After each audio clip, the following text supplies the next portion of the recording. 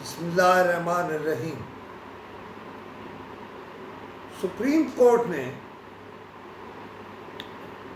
کہا ہے کہ کسی منحرف رکن کو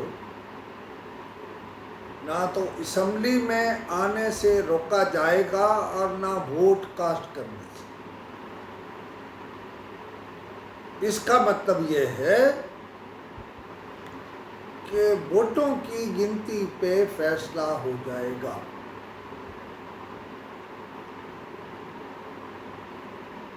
اس کے بعد بھی سوالات ہیں۔ مثلا supreme court of Pakistan 63(1)(a) پر جب تفصیلی سماعت کرے گی، ظاہر ہے اس کا بھی ایک فیصلہ آئے گا، لیکن میں یہ سمجھا ہوں، ہو سکتا ہے میرے سمجھ میں غلطی ہو، لیکن میں یہ سمجھا ہوں کہ اس دن اسپیکر کسی منحرف رکن کو ووٹ ڈالنے سے نہیں روک سکتا، اسے یہ بھی نہیں کہہ سکتا کہ آپ پارلیمنٹ میں نہیں آ سکتے، اور خود اسپیکر کے بارے میں سپریم کورٹ یہ کہہ رہی ہے کہ آپ کو جو کارروائی کرنا ہے وہ پارلیمنٹ کے اندر کریں۔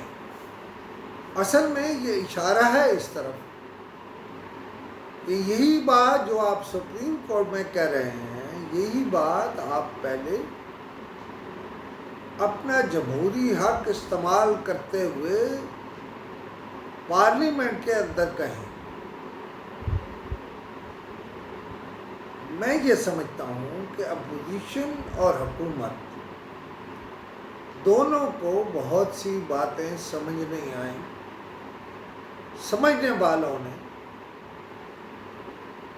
ضرور سمجھی ہوں گی، اور عمل کرنے والے ان پر عمل بھی ضرور کریں گے۔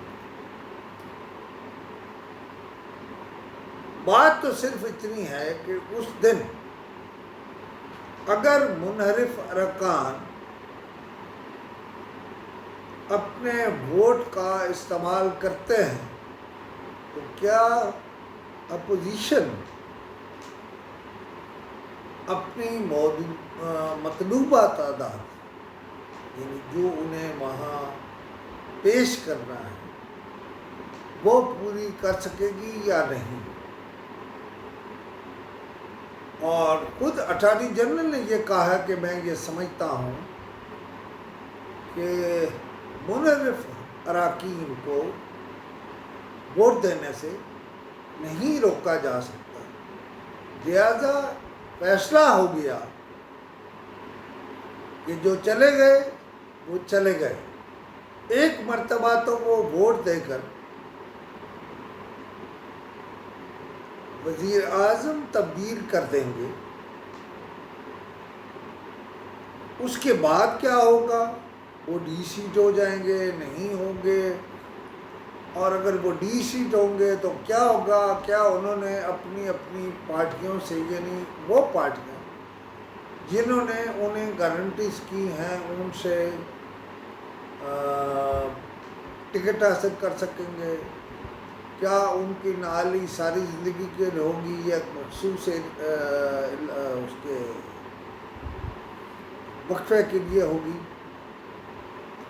مجھے ابھی اس کی تفصیل میں جانے کی ضرورت نہیں ہے، آج اتنا کافی ہے۔